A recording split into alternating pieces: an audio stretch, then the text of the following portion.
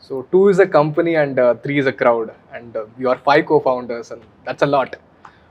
So how do you make decisions among yourselves? Like it's and there could be a lot of conflicts, and because five people, although you are all from business background, most of you come from same cities, but there are always different viewpoints on things. How do you sit at the table and make a decision?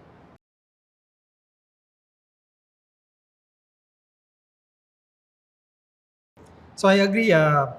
Typically, a solo founder is a very tough journey because the complex global situations we live in today. I don't recommend people starting solo because it's so very complex unless you want to do a very small business.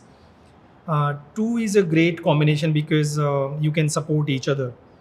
Um and even three is good because there are a lot of companies who are doing so well as three, but five is not very common. I mean, you won't find a lot of companies having five co-founders, but we went very well across our journey, and you will not hear a lot of companies having the same set of founders for 10 years, and that to five founders.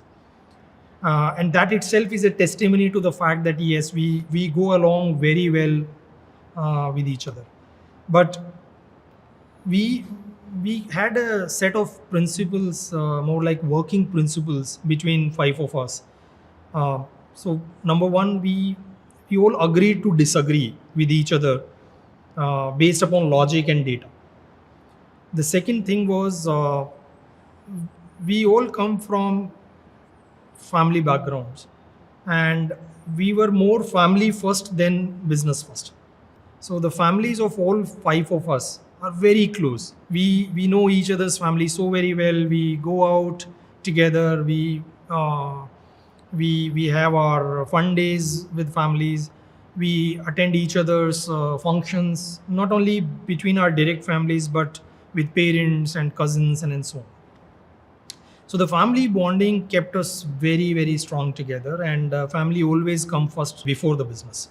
The third thing was we actually encouraged debates and conflicts as long as they never took the dirty side of things, because that is when you kind of positively challenge each other.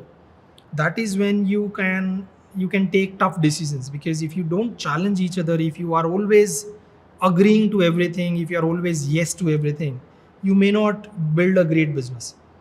So I think all these principles together helped us a lot. And then there were situations when we were into deep conflicts. There were situations when there were deadlocks, that okay, none of us is agreeing to something. We were all in different directions. And that is when we also brought mutually trusted mentors and coaches whom we all trusted, that yes, if we bring this discussion with him or her, I think we will get a very neutral input. And if that neutral input is something which works for all of us, maybe we will go along with that input. So along this journey of last 10 years, we have been very fortunate to have some great coaches and mentors with us. And situations when we were in conflict or when we were indecisive is when we always went back to those mentors who helped us navigate those situations.